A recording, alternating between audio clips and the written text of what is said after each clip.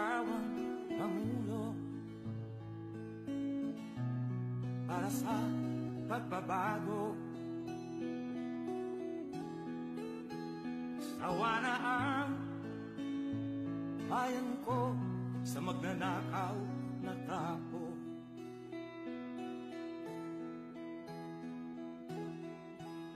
Madilim na kahapon, ikaw ang mag-aahon. Sa piling mo, di ko mawawala ang korupsyon.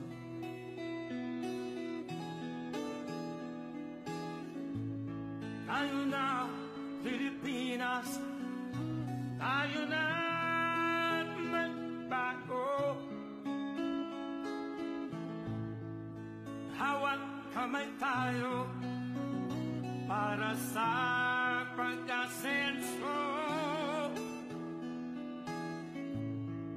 Ikaw at ako, tayong lahat kay Rodrigo Duterte, para sa tunay na pagbabago.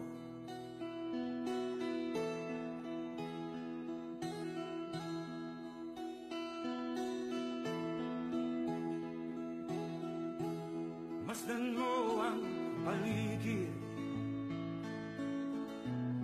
alamak mga krimen, rape, droga at mga nakawan, dapat nga mapigilan.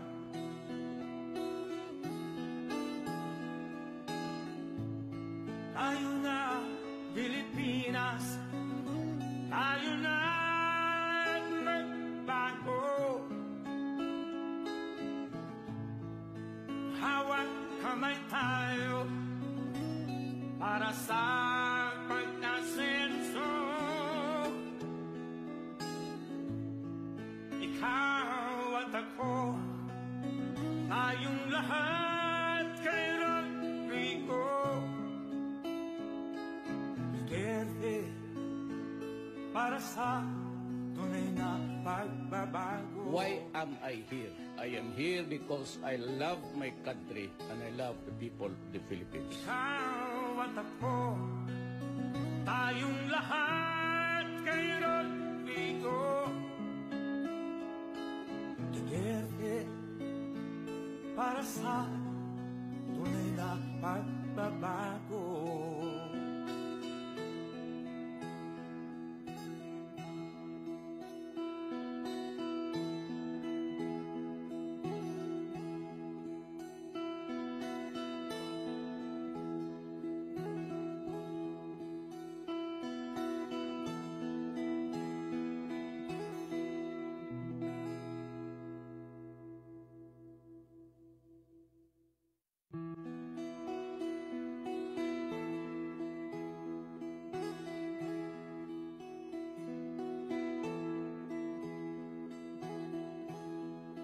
Ikaw ang pangulo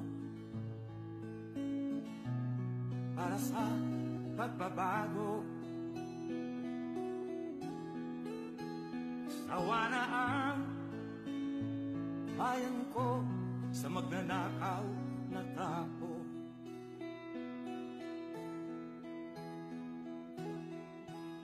Madilim na kahapon,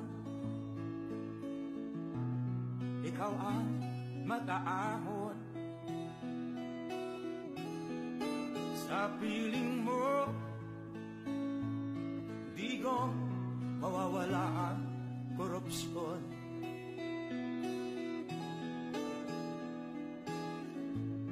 Tayo na, Pilipinas, tayo na magbago. Hawak kamay tayo para sa pag-asenso. Ikaw at ako, tayong lahat kay Rodrigo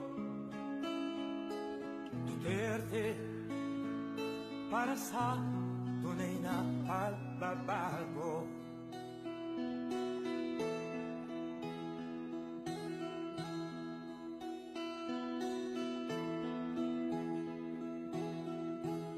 Masdan mo ang paligid, alamak mga krimen, rape, droga at mga nakawan, dapat nga mapigilan.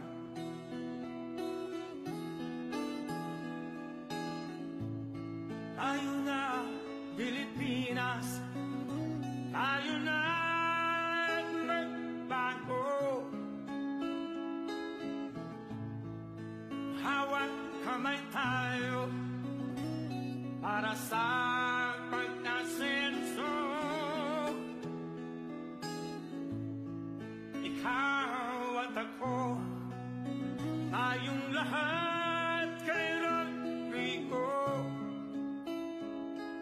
Duterte para sa tunay na pagbabago. Why am I here? I am here because I love my country and I love the people of the Philippines. Ikaw at ako, tayong lahat kay Rodrigo Duterte para sa tunay na pagbabago.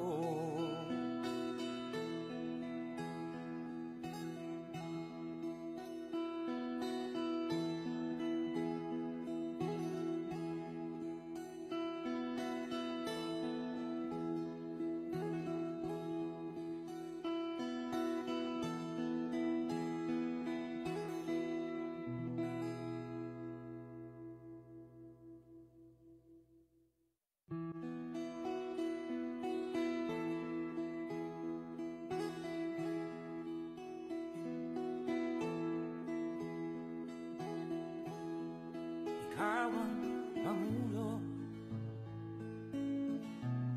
para sa pagbabago. Sawa na ang bayan ko sa magnanakaw na tao.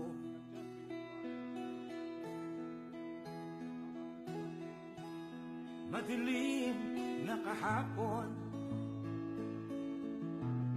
ikaw ang mag-aahon.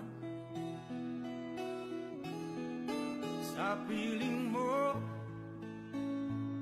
di ko mawawala ang korupsyon.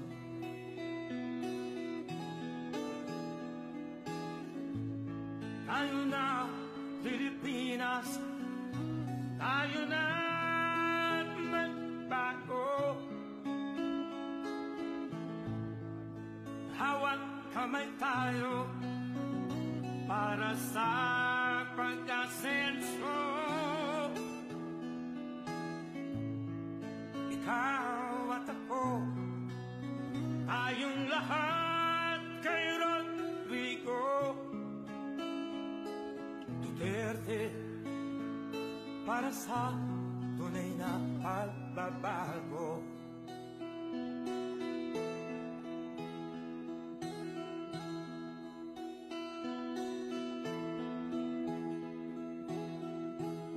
Masdan mo ang paligid, alamak mga krimen, rape, droga at mga nakawan, dapat nga mapigilan.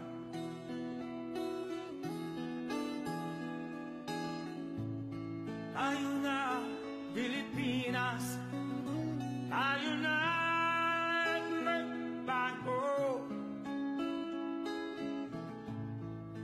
Hawak kamay tayo para sa pag-asenso.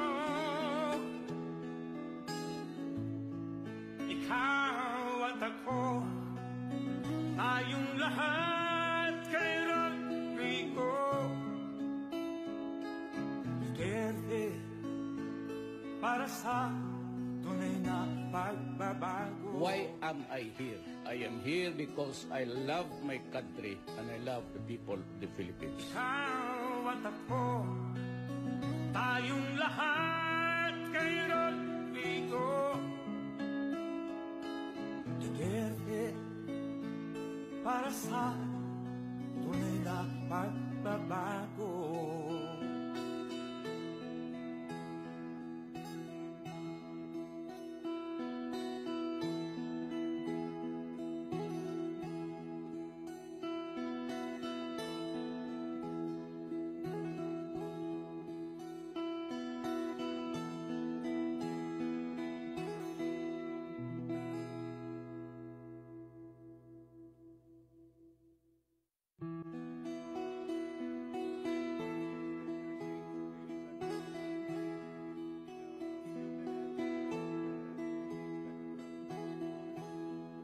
Ikaw ang Pangulo para sa pagbabago. Sawa na ang bayan ko sa magnanakaw na tao.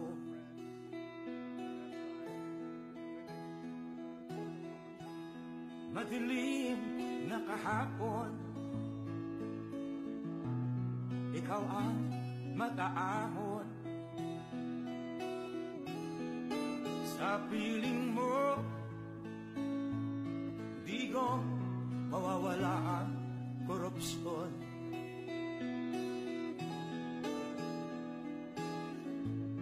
Tayo na, Pilipinas, tayo na magbago. Hawak kamay tayo para sa pag-asenso. Ikaw at ako, tayong lahat kay Rodrigo Duterte, Pangulo para sa pagbabago. Sawa na ang bayan ko sa magnanakaw na tao.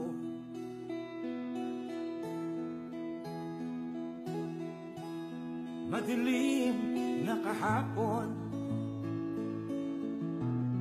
ikaw ang mag-aahon. Sa piling mo, di ko. Please remain standing for the Philippine National Anthem.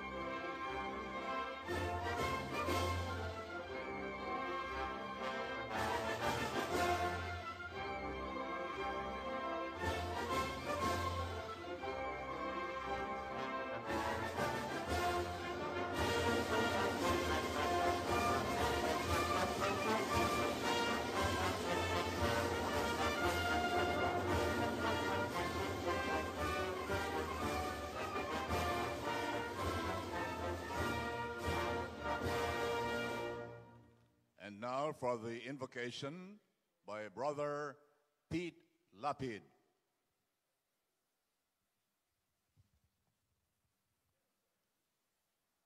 Let us pray. Lord God, thank you for gathering us today. Thank you for this special opportunity for the Filipino community in Indonesia to meet with our beloved President, Rodrigo Duterte. We ask you to bless this event so that this may be a wonderful and happy occasion for everyone here present. Lord God, in a special way, we would like to pray and entrust to you the leaders of our beloved country, the Philippines, especially President Duterte. that you will grant them the wisdom, the knowledge, and the grace they need to bring real peace, unity, justice, and prosperity in our nation and for all Filipinos. We also ask for special blessings for the Philippine Embassy staff, headed by our beloved Ambassador Maria Lumen Isleta, as we thank them for making this event possible. Lastly, we pray that you bless all the different Philcomin groups in Indonesia and every Filipino working here, together with their families, that we may all do our share in making our country a better place to live in. Thank you, Lord God, for hearing and answering all these prayers, for we ask this all in your most holy name. Amen. Please be seated. May we now call on Ambassador Maria Lumen Isleta for her welcome remarks.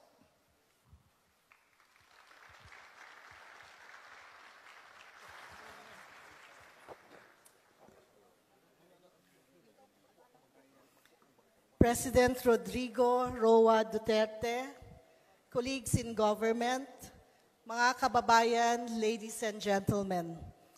It is a great privilege and indeed a distinct pleasure to welcome to Jakarta, Indonesia, our President, the President of the Republic of the Philippines, Rodrigo Roa Duterte.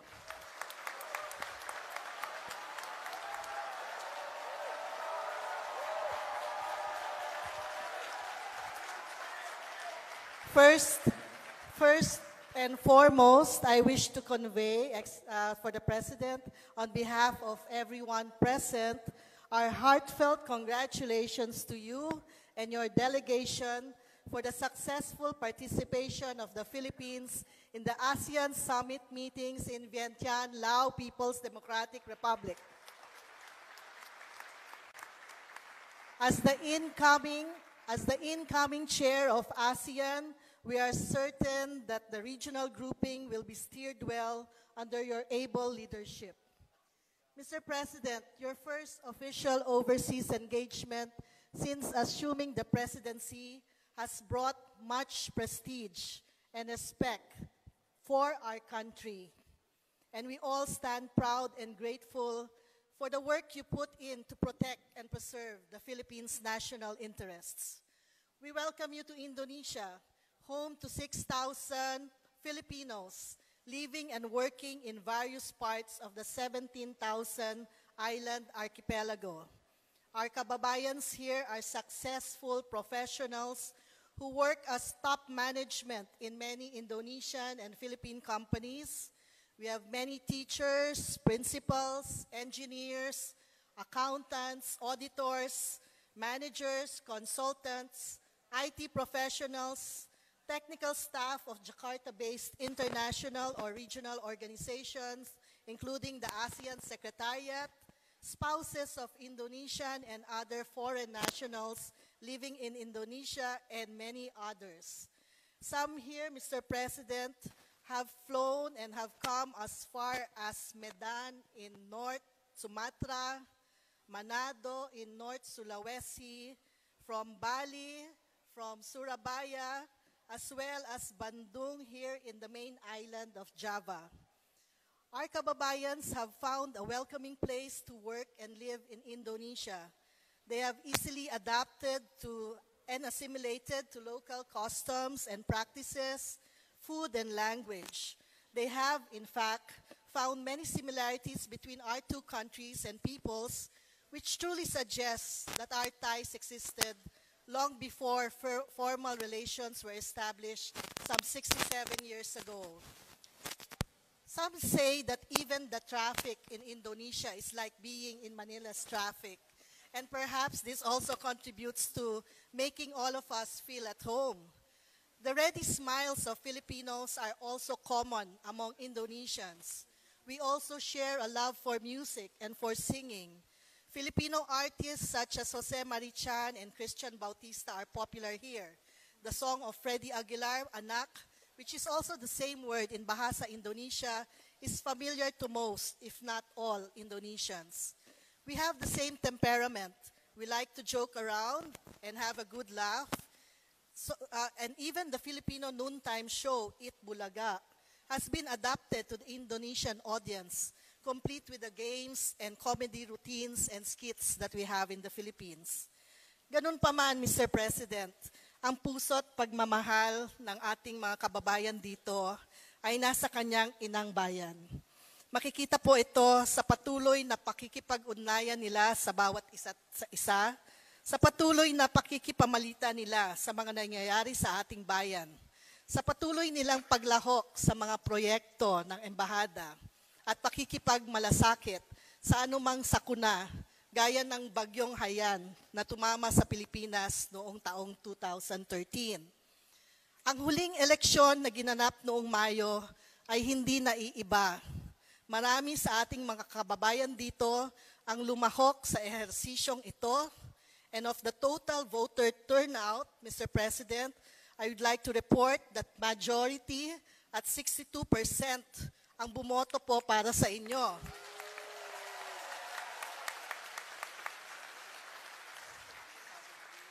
Samantalang ang sunod na pinakamalaking boto sa inyong katunggali ay umani ng 19%. Ngayon po na natapos na ang eleksyon, sama-sama ang lahat ng Pilipino dito sa Indonesia upang ialay ang kanilang suporta at kooperasyon sa inyong mga programa para sa ikauunlad ng ating bayan. In fact, Mr. President, the leaders of the community have agreed among themselves to show in very concrete terms their support for you. Wala lang mang pong oras para sila ipagsalitain ngayon, kaya on their behalf, nais ko pong iparating ang commitment nila to deliver in time for the Christmas season the proceeds from the many fundraising activities that they have set out to do in the next 3 months. I quote the words of one of our community leaders who would have spoken this morning. And so I quote, Mr. President, every time we hear you speak, we feel your love for us, the Filipino people. We see this in your all-out action to rid our country of the drug apparatus. We hear in your passionate voice when you speak. We feel this when you kiss our flag and declare that you are willing to sacrifice everything for us Filipinos. It is this love of yours for the Filipino that inspired us, the community in Indonesia, to think of ways to express our love for our country and countrymen. And so we have decided to work towards the establishment of a fund for the families of the fallen soldiers and policemen who have offered their lives in the war against drugs. Yan po, Mr. President, ang mensahe ng ating mga kababayan dito sa Indonesia. So Mr. President, sa darating na Pasko, makasisiguro kayo na may pamaskong handog ang ating community para sa ating mga kababayan sa Pilipinas. Dito ko po tatapusin ang aking mensahe at ayoko na ho magsalita ng mahaba pa at paalisin nila ako dahil gusto na nila kayong marinig. Maraming salamat po. Mabuhay si Pangulong Duterte. Mabuhay ang Pilipinas.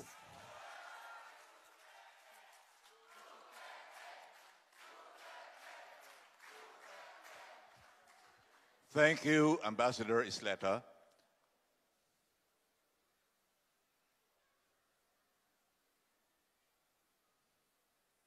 And now to introduce our president, may we call on Foreign Affairs Secretary Perfecto Yasay.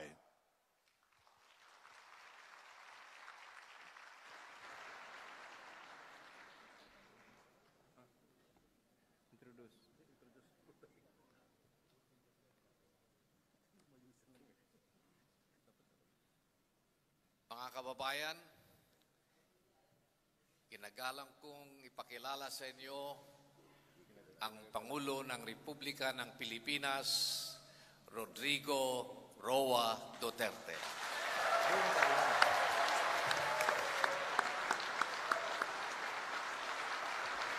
Kindly sit down.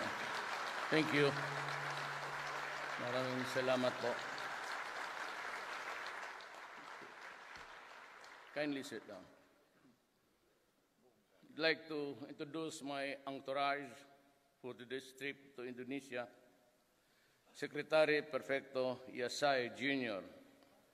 and the other members of the cabinet might want really to just pangangalanan ko na lang isa't isa. With me here is my National Security Advisor, General Esperon. With him is a Mindanaoan, grew up in Parang, at isang general ito. He was assigned many years ago sa Davao. Nagkakilala kami. I brought in the 1 battalion of the 2nd Regiment of the Philippine Scout Rangers, si Delphin Lorenzana. And you have the maverick Governor of North Cotabato, Governor Piñol. And of course, you know, Ambassador. And yung nakapurma ng D4,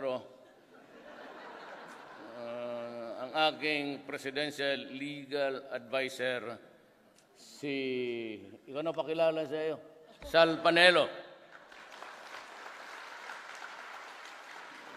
Secretary. Then we have si Senator Alan Cayetano. And another cabinet member, taga Davao rin to, Sonny Dominguez.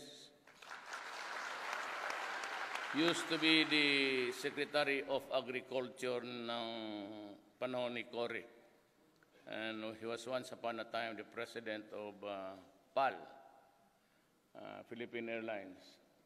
Nandito ang isang board, cabinet member, about Mindanao, si Kahira Lonto, Abdul.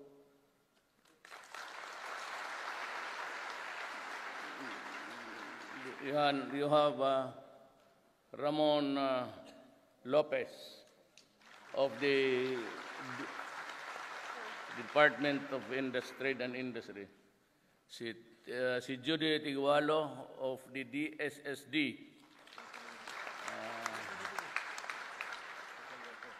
Si ating taga Davao rin, Jesus Doresa of the President's Advisor on Peace Process. At ang ating magiting na taga Mindanao, si Andanar. Si Lita.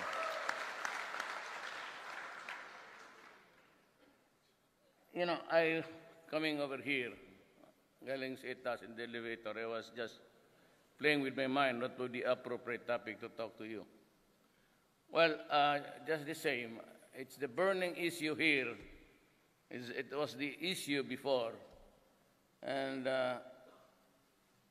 yung pagtakbo ko ng presidente under the almost moribund PDP, ang membro lang niyan, si Senator Coco, pati yung anak niya, si tatay niya, si Pimentel. But I ran under the ticket with only about tatlong governors at wala akong, except for, wala akong mayor ni isa. Wala akong barangay captain ni isa. Even in Davao, of course, hindi na kailangan. But in other places, 0-0 talaga ako. And twice I wanted to just say I do not want to run. But then, the last moment, I was a substitute candidate, and I agreed to run on a substitution the last minute, the last day for the substitution. Alam mo, ganito kasi yan. Nobody in the horizon of the political arena was talking about the seriousness of the drug problem. Nobody was talking about the number of crimes committed against the innocent and helpless civilians everywhere. Nobody was talking about graft and corruption. Basta yung kanila, yung mabuting anong maganda na gagawin nila pag nahalal sila. Wala namang nagkukwento, and you were the listeners on these days. Anong gawin nila sa problema nila? Anong problema natin ngayon? So, and you must have heard that I was the favorite whipping boy until now sa drugs. Because ikaw naman kasi, kung mayor ka, wala namang mamaniwala sa siyudad ko, sa Davao City, and even elsewhere. Kung sinabi mo lang, huminto kayo kasi bawal yan. It was so widespread and it acquired the mindset of impunity. Yung bahala na, may polis dyan, binabayaran, may mga general, yung sila na mismo. And it was being run from the outside. Yung tagang sabihin niya, where's the big fish? There ain't any in the Philippines. Doon sa labas yan. I cannot name the country because we're still talking to everybody. But we have on the national matrix, yung mga muka, walang muka, pangalan lang, Elias, but 4. And they are running the operation of the drugs sa Pilipinas, doon sa kanila. Meron din silang malaking mapa, digital, at tinatawag lang nila, they can zoom in and zoom in mo sa Pandakan. Ayan, may tindahan dyan. Dyan mo i-deliver. Tapos, doon sa isang kanto, i-click mo nga. O dyan, kunin mo yung bayad. Ganon eh. Ang nandoon sa Pilipinas were the lieutenants and the garbage collectors. Tawag nila kasi basura eh, ang sa distribution sa streets na. So there was really no way we can cope up with that kind of situation. And I was a now famous actress on a short run of an X-rated film. Binibira ako niya palagi. And I know then, and I know now that talagang, alam mo, palaki ng ulo eh. Lumaki ang ulo at nag-ambisyon ng maaga. Sometimes it can really destroy you. In her desire, binibira ako ng binibira. So again, reputation for notorious, hinayaan ko lang siya. Pero sa Davao, kasi wala nang maniwala, sinabi ko na, you know, if you do it in Davao, if you are a drug pusher, if you are a criminal, if you are a kidnapper, gun for hire, it will kill you. Wala na tayong istorya dyan. At talagang sabi ko, wala na. And so, but sabi ko sa kanila, if you have the evidence, file the case in court. Doon na lang tayo mag-istorya. Huwag na dito. Kasi wala naman talaga silang ebidensya eh. Ebidensya nila, baril ka pala na kung may tao. But anyway, it was the only way. But it was not until I became the President of the Republic of the Philippines na lumabas ang totoo. It was the naked truth that was really very, very terrifying. 2 years before sabi ng PDEA, that's drug agency, enforcement agency, there were about 3 million already infected with drugs. Nung umupo ako at inipit ko ng lahat, nilabas ko na yung mga pangalan, pati yung mga general, lubas na ang totoo, it turned out thousands were turning in, surrendering, or just going to the police and saying, magparehab kami. So, and there were about 700,000. Yun lang lumabas at yung natakot or whatever reason really wanted a rehabilitation. So how do you cope up with 3,700,000 addicts in this country? You must remember that I went in the service of the government and I was operating on a budget. Alam mo ninyo yan, that was prepared the previous year. So yung budget ko ngayon does not include treatment or rehabilitation or structures for the 3,700,000. Hindi ako makadagdag ng budget. Sasaya magsusulan ng supplemental budget. So ang in-operate ko, yung that was prepared by the Aquino administration the previous year para to operate to run the government now. Walang kasali dyan at hindi natin alam na ganun pala kalala ang problema sa droga ng Pilipinas. I was with President Widodo. Mr. President, what's the dimension of your problem? In Indonesia, I have 4 million drug addicts. Sabi ko, nauna ka lang pala ng ilang thousand. And we were really very worried. At ganito yan eh. I never made a statement here. Do not believe that. There was never any interview here. But kung mag-spin itong media, that's why I said, if you are really, my advice to you, kaibigan lang. For whatever reason, what can you say? Anong masabi mo? No. Because they can spin the story several times over and all lies. I never confronted Obama here. Because I do not know him. Before taking off sa Davao, nakuha naman ng press con. Alam mo, ganito yan. Itong mga yellow, may jaundice eh.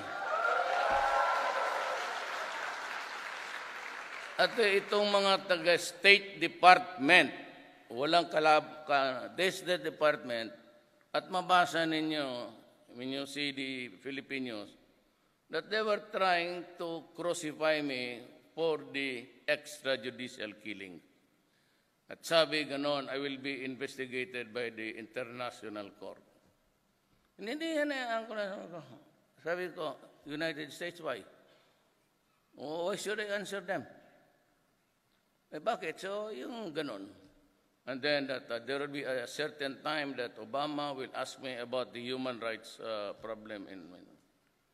Sinabi ko, I do not answer to anybody except to the Filipino people. I'm only responsible to you. Kaya sabi ko, who he? Yun ang sinabi ko. If somebody brings it out, and that was at the airport in Davao City, it would be an act of disrespect. Bastos yan. Yun lang ang sinabi ko. And you can review the tapes. Hindi ko sinabing,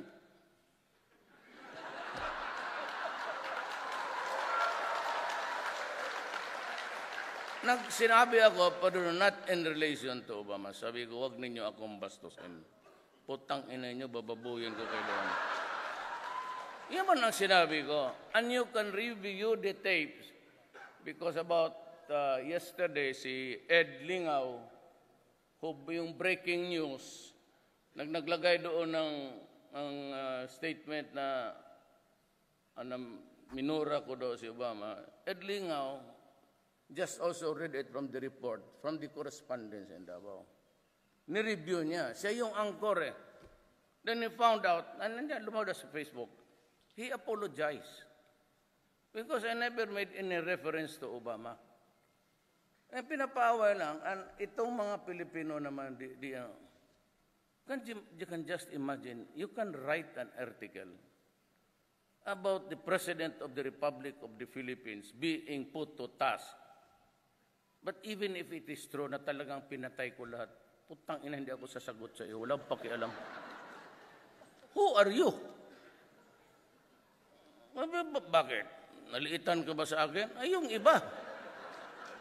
Not me. Kaya, sinabi ko sa kanya doon sa holding room, to President Obama and President Duterte, I never made that statement. You can check it out. Check it out. Sabi niya, my man will talk to you. Sabi ko, okay. Pero doon kahapon, sa interaction na ASEAN with civil East Asia, nandoon na lahat, round table kami. Sabi ko, si Ban Ki-moon mentioned it in passing. But of course, it is a legitimate statement actually. Pero ako, because of the pressure, na para huminto na sila, sabi ko, since human rights was mentioned, I produced a few pages with pictures in the pacification campaign by the Americans at the turn of the century, 1900s. Of the 600 population, all Muslims. 600,000 Muslims. 6,000 were murdered. They were just buried in a common pit. Naghukay lang tapos yung mga sundalo pinapatungan pa yung dibdib ng babae na nakahubad. This is human rights. What do you intend to do? Do not tell me that it's water under the bridge. A human right violation, whether committed by Moses or Abraham, is still a violation of human rights. When was this philosophy about the human dignity and the human right evolved? Now? Or during this time? Tumahimik sila. Kasi ako handa na ako, I was waiting for Obama to respond. Dito, abogado tayo. Pareho man tayo abogado. Sige daw? You know? Wala. And that was the only encounter. That was the only exchange. At the holding room, and I said, I never made that statement. Check it out. And then doon, napika na talaga ako, tapusin na natin itong issue about the human rights. At takot-takutin mo ako. Ito kasi yung State Department, para itong mga ulol na nagsama-sama dyan. Para bang, kung tayo, violation. Sa kanila, hindi. Yung mga tao na doon sa pinagpapatay ng pulis, nakahiga lang sa... At ang hindi nila alam, yung lahat ng tao doon, hindi kanila. Indonesia has a death penalty. President Widodo stood his ground, and I salute him. Cambodia is a satellite of China. Laos is kanila yan satellite. China, nandyan lang yan sila sa periphery. And even Thailand. Death penalty lahat yan. Tayo, walang death penalty. So, sinong magbigay na ng death penalty? Hindi si Duterte. Sabi nila, ngayon, kung may media ng Pilipinas, yan, putulin yan. Sabi ng Duterte siya, yung sabi nila, wala na yan. Ganun ang media. Be careful, be very careful about the media. Hindi ako ng experience. I've been the mayor of the city of Davao for 23 years.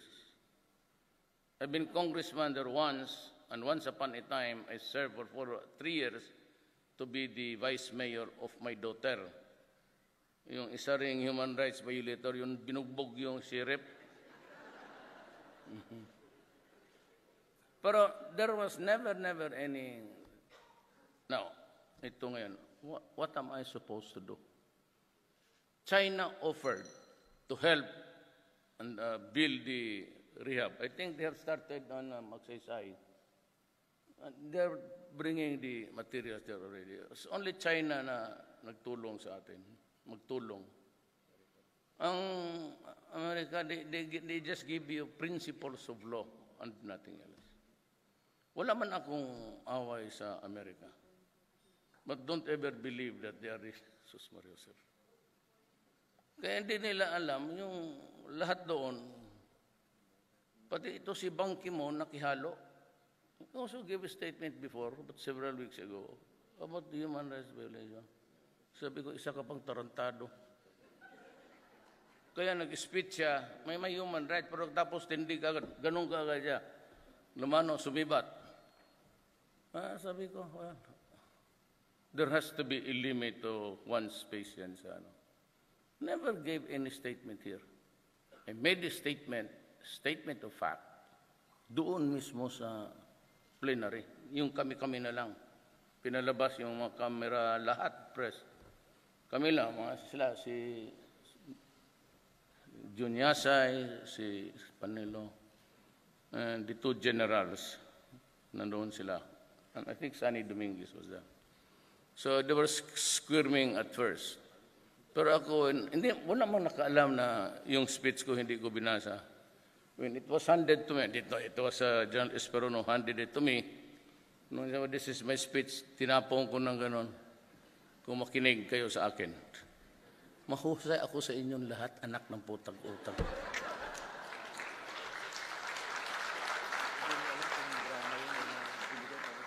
Ngayon ko sana, I've been in politics for 40 years. I never lost an election. I became president. I really don't know what happened. Basta, andito na ako ngayon sa harap ninyo.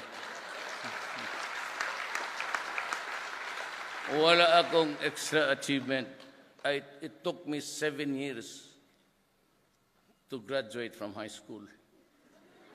Ang kababata ko, Sunny Dominguez, he's the brightest.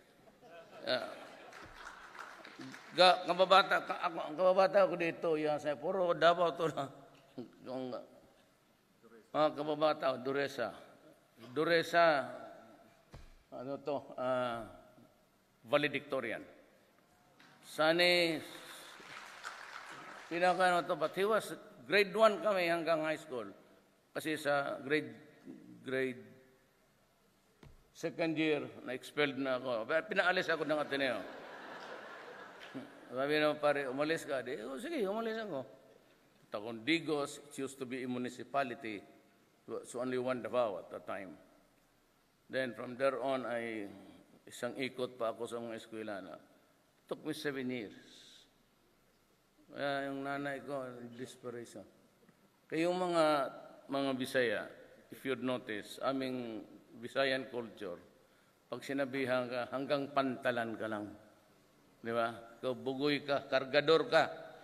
When it comes to derision, wala, pantalan lang to. And that was what my father used to say. The sad thing is he never got to see me emotionally maturing.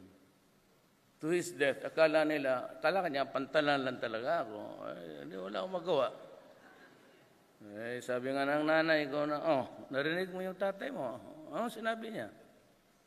Sabi ko, hanggang pantalan lang daw ako, ma. Hanggang pantalan ka lang talaga.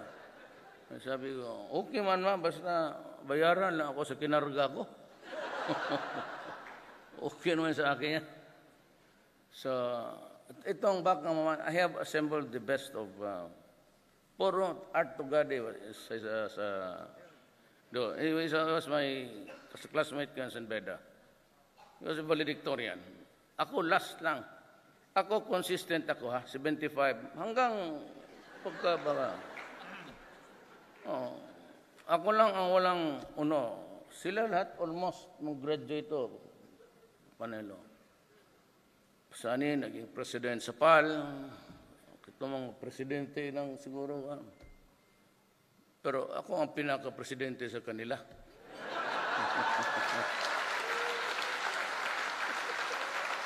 Kasi trabahante ko sila Kaya huwag kayo mamadali. Yung high school na yan, take your time and it's like wine. You have to have that vintage. But anyway, disgrasya lang naman talaga itong lahat. I don't know if God has a purpose for me. Pero sasabihin ko sa inyo, kung hindi ako nanalo, delikado talaga ang Pilipinas. Why?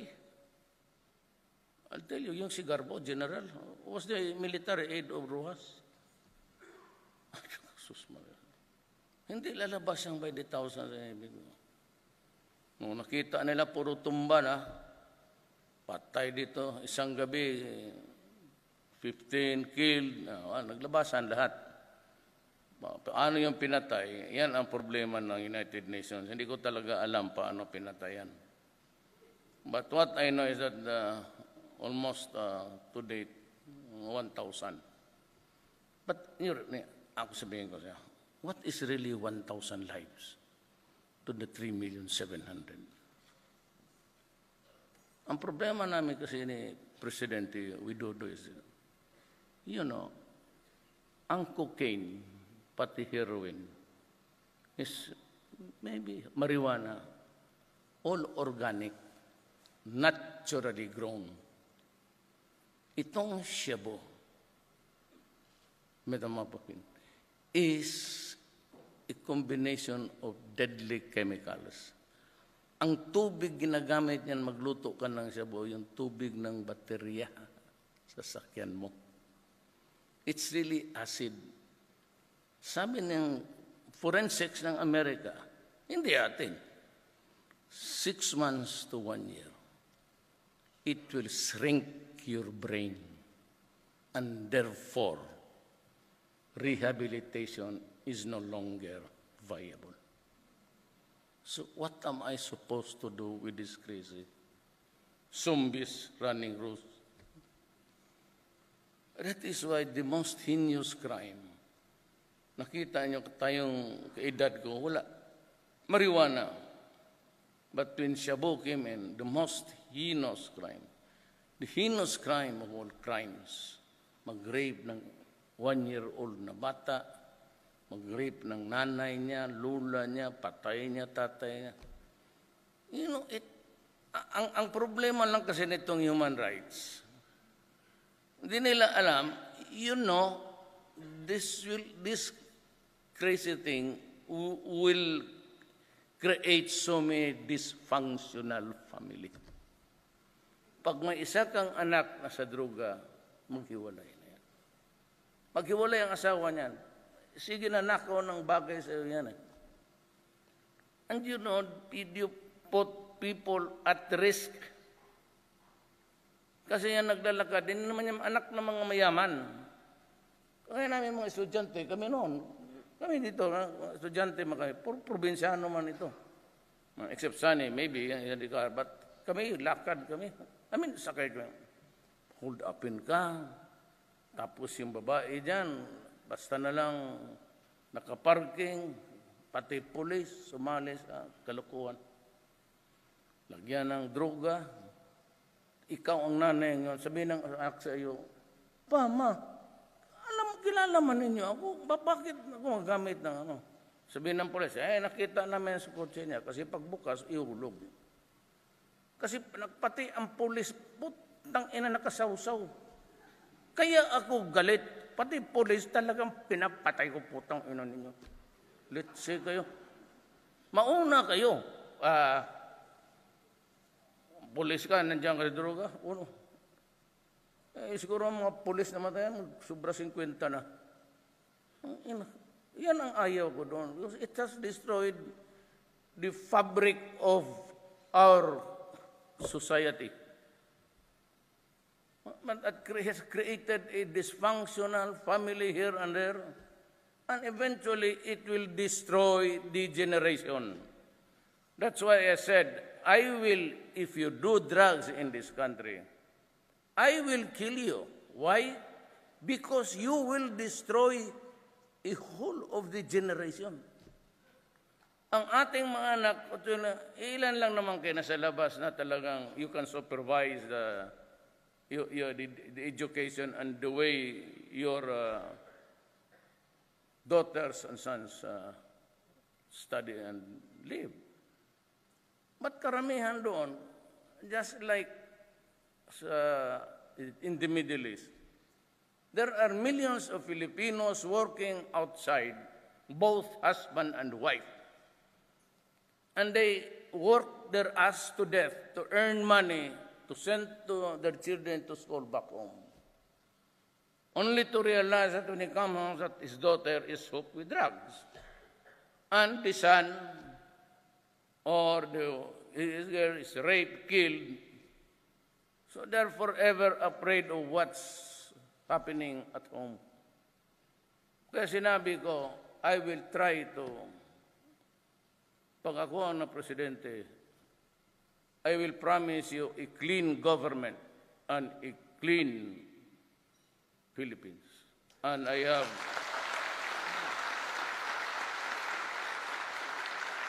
have 6 years to do it. And even if it take me the whole of the 6 years, I will do it. It will be relentless. I am sorry if you die in the process. But all you have to do, my advice, is very simple. Stop. And if your son or daughter is already crazy with a shrunk brain, my advice to you is spending the completion of the rehab centers which you are really trying to build now.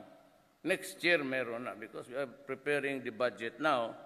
The next year, when it is in operation, I will have the money to build for the 3,600,000 drug addicts of our country. Now, China is helping us. I would like to thank China for being so generous to us. And I would like to thank President Widodo for understanding, and I'm here to get an agreement with him because there is so much piracy in the seas, in the high seas between Malaysia, Philippines, and Indonesia. Maybe I will have even just a memorandum of a note verbal where we can agree that hot pursuit, those pirates that are being chased out of the territorial waters of Indonesia and in the high seas and in towards the jurisdictional waters of the Philippines, they can they have the right to go in.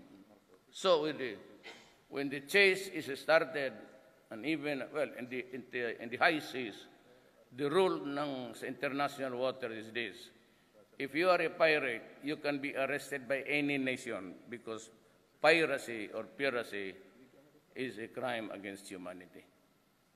But this time we make it clear that if the chase began in Indonesia here, then crosses the chase continues in the international waters, and if they are really fast enough also inside now the Philippine waters, they can go ahead and blast them off.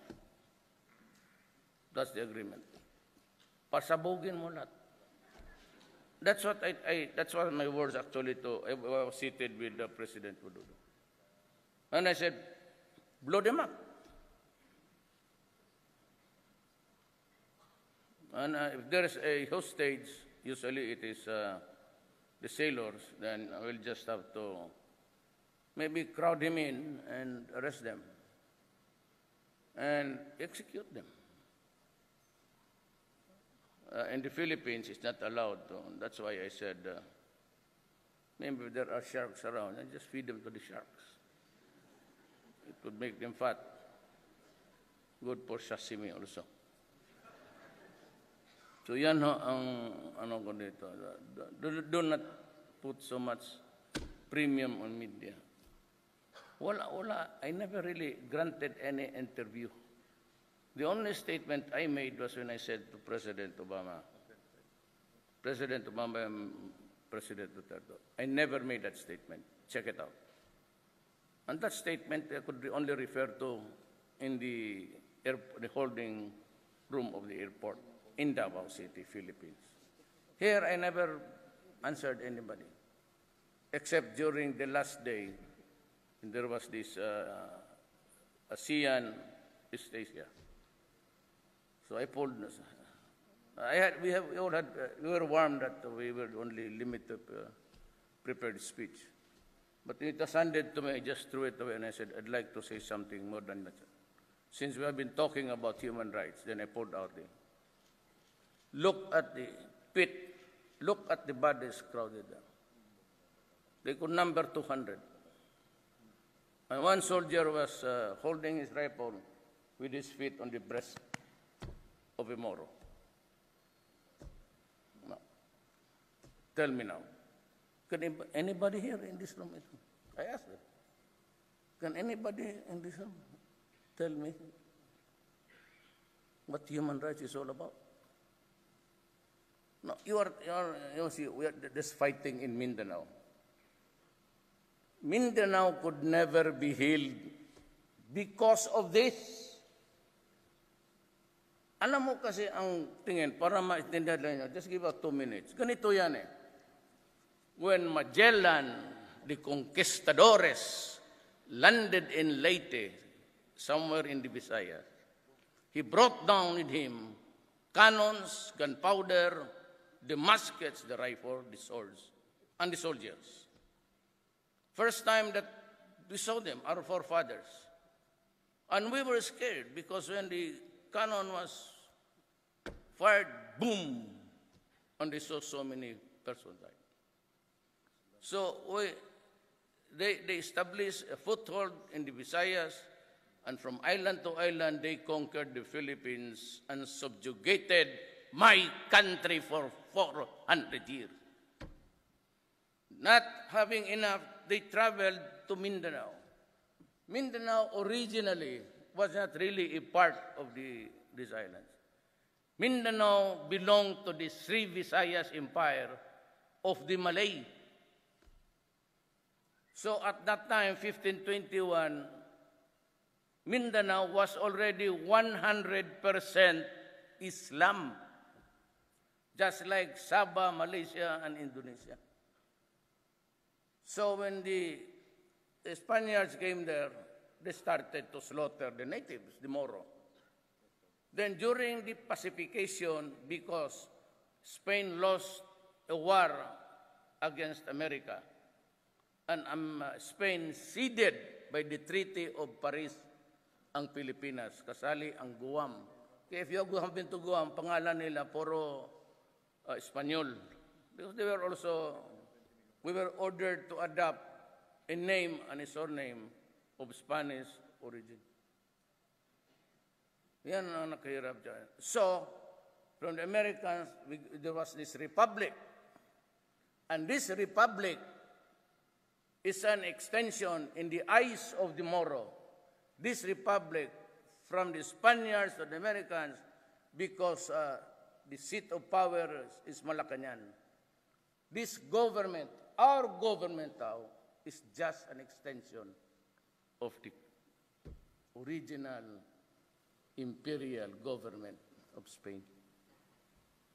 Kaya hindi nila matanggap kasi yung ang nagpasa sa gobyerno na ito sa amin, pinagpapatay yung Moro. And that is why we are having peace talks. Ako naman, kasi ang lola ko, Moro. Maranao. Ang lolo ko, Chinese. My father was Visayan. So if you ask me, because we copy our lineage from our fathers, I would always tell them, I'm a Visayan. Now, why is there, like yesterday I said, why is there hatred until now? Why is it that Mindanao, until now, since the time of the Spaniards and the Americans, that there is no healing at all? Why? Because they were slaughtered by the imperialists. And I have this picture to look at the naked bodies. Several of them. 6,600,000 inhabitants. Estimated at the time. By the Americans, not by us. And about 6,000 of them were murdered. That is the problem now. But if our Moro brothers, I can talk freely because ako nanay ang lola ko Moro eh. So I can tell them, so what we do? We fight to death or we talk? it is time really to use the phrase water under the bridge. Because I myself would never allow the oppression of the Moro people in Mindanao. But neither would I. So everything must be equal. So we're having our talks with the left, and from the looks of it, by the grace of God, we are communicating already. Then we have the MI and the MNLF agreeing to talk with us. So, ang naiwan itong Abu Sayyaf. But the Abu Sayyaf, in their cruelty also, copying the ISIS of the Middle East, plus the historical injustice. Yan, para maintindihan ninyo. Hindi tayo, Mindanao was never a part. Talagang pinilit lang nila. So that, why are the Christians in Mindanao plenty? The reason why, no Moro would work for the Americans.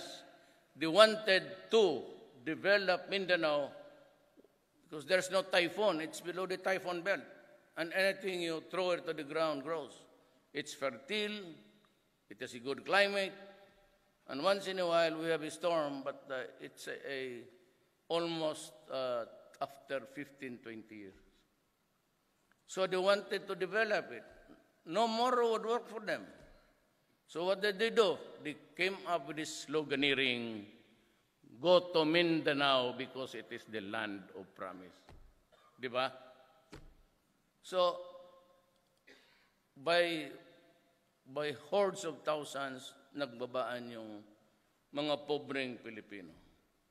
Only to realize that the land was already subdivided into cadastrals and homesteads, and titles were given mostly, although not their fault at that time, because that was in 1900s early.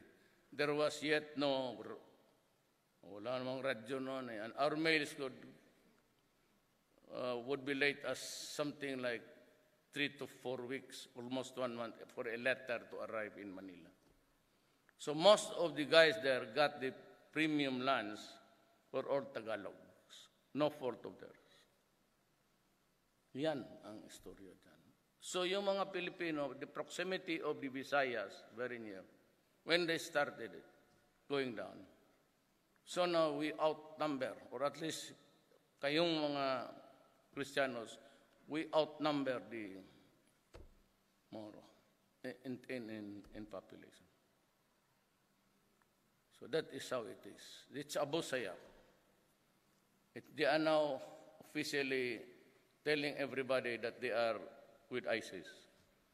And that makes it doubly really terrible.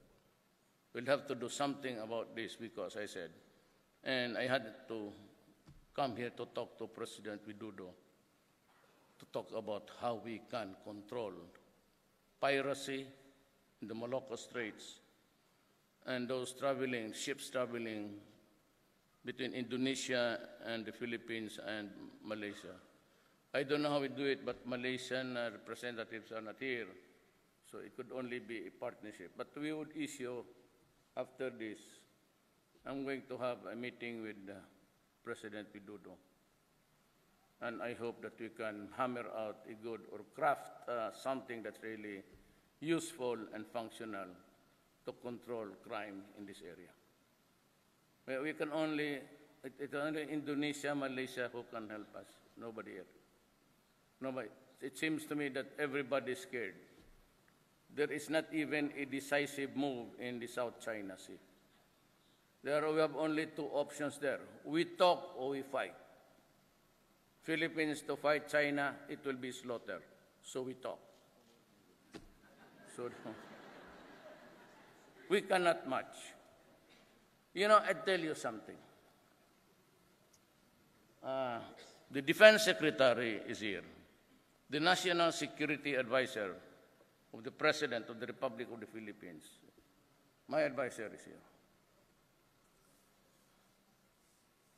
we are recipients of so many things from America.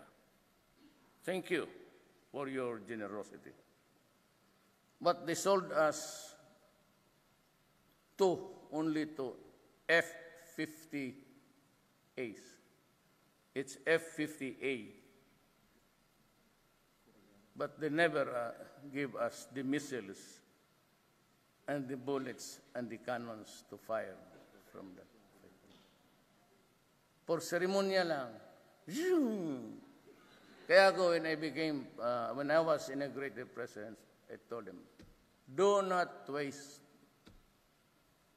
That's why I only had my oath taking very simple in Malacanang. It was not at Luneta because I did not want to bother people with the huge congestion. I do not even accept invitations in Manila. Why? Every time the president travels in Manila, it would create a huge traffic. When the PSG, they would just calculate. President is going down, he's shaking hands, and in about so everything there, all corners of where my entourage would pass are all closed. So exponentially, yung sa likod yan, para yan. And it's about 15 minutes in anticipation for the president. If you're the president of the Republic of the Philippines, you must be an idiot to see that you're the only one running there on the road, and yet people are suffering. That's why I told them I cannot accept your invitation. If it's a walking distance from Malacanang, I will do it. Yeah, but I do not want. That is why yung sa Pope, it was really a statement against the Pope. At itong Amerikano, mahusay talaga. Americans really can spin a story. They use the predicate or the adjective that is really worst to hear. Now, let me just give you. People judge best when they condemn. Ang pinakamahusay na husga ng tao, yung mahirap para kung maghusga siya sa kanyang kapwa. Lalabas yung the best of the people judge best when they condemn. Yung putang ina sa atin, they connected with the word son of a whore. A whore is a very terrible thing to hear. I was talking all along in the dialect. The best combination there of the words translated to English. And they do it every day. Son of a bitch. Son of a gun. Di ba? Yung putang ina sa atin, if the Filipinos will try to enter it, we would have said, son of a bitch. And you are a son of a gun, or fuck you. Pero it is not translated in any ordinary day. In an ordinary language, you say, son of a whore. Pero ginamit nila yan, kaya siguro si took offense. Tingnan mo magamit ng international press. I said, you better watch out. Pangkaraniwan sa everybody, whether American, African, who knows English, would say, son of a bitch, son of a gun. It is not son of a whore. There's never a translation for that. Di ba? Pero when they are after you, they would, I said, make it appear to be the worst of you. Kaya bantay ka sa press. They can spin any international. They will spin everything to make you. Me? I don't give a shit. Why?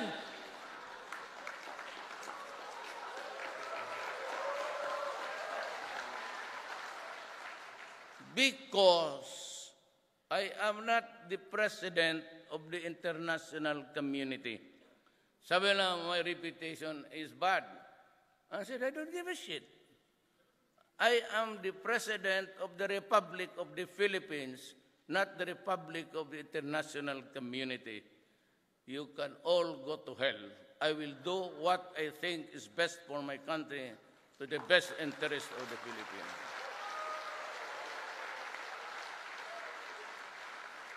And if there's anybody from Baskisan, human rights, I will continue the campaign against the criminals. I do not have any pity for them. And I said to the police, and remember this because they would cut it off again. Then the rule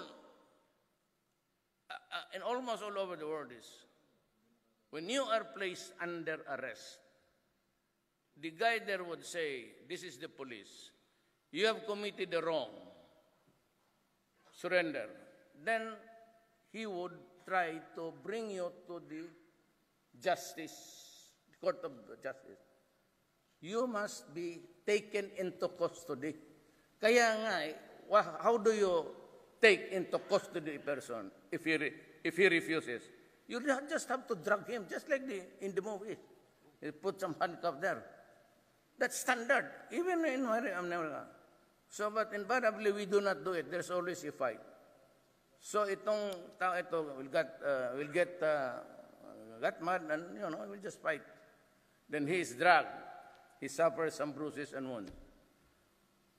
When he is now in court, he would tell the lawyer, or the lawyer would suggest we file a case against the policeman for a leverage.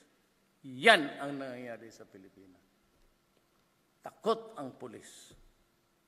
Police are afraid to face charges because the day that they are suspended, there's no more money to buy food on the table. Do you know how much is the starting salary of a police in the Philippines? 14,000.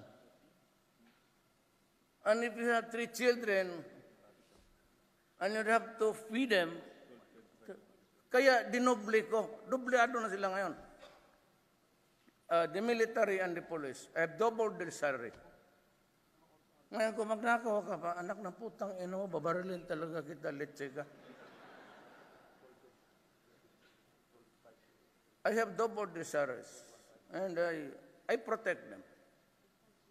Only when your life is in danger in the process of taking custody of the criminal, and there is a violent resistance that would threaten your life, then shoot. And because all of the shabu users, that's according to their forensics, that it would shrink the brain, everybody has a gun. One of the things that would come first is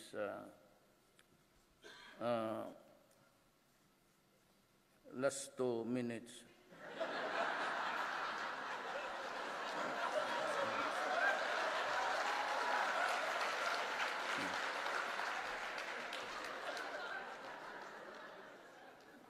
Kung alam ko lang ganito, last 2 minutes, nag-rubber shoes na lang ako. Nung laro tayo ng basketball dito. So that's my order. If you are in danger of losing your life and you are a peace officer, shoot. So that's what happened. So we lost the idiots, almost said 1,000 of them. That's the law. What can we do? So I have a job to do. I got 15 million votes, 16 million votes. 6 million of that was the majority between my closest opponent. I got 6 million over. So what's the message of the people? Stop corruption in government. It will stop. I will assure you. Or else they will be part of the statistic there in 1,000.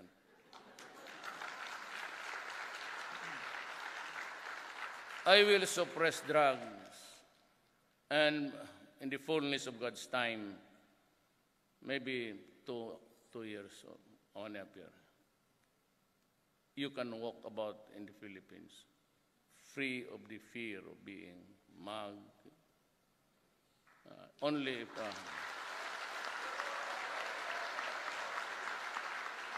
But you have to pray not because you love me. You have to pray because you need me. You know, I'm going home tonight. If the plane will go down in the Silibis, no more cabinet members. You have to pray that you have to keep me alive for the next. Thank you.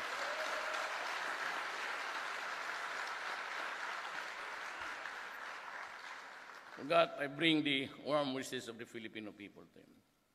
And one of those who would you contribute to the GNP, the gross national product from the outside. So we are afloat by the industry of the Filipino people. Maraming salamat po.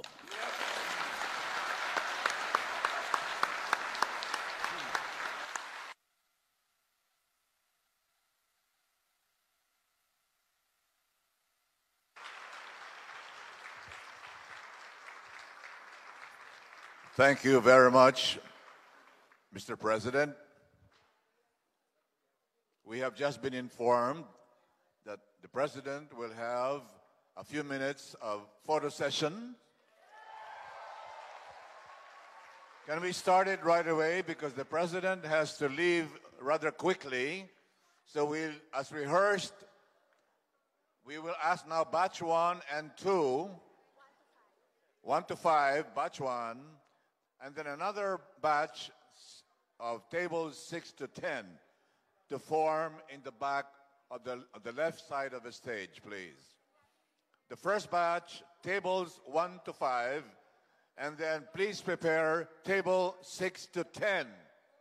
Table 6 to 10, please go to the back now of the ones forming the line. Please do it very quickly. Tables 1 to 5, please line up as previously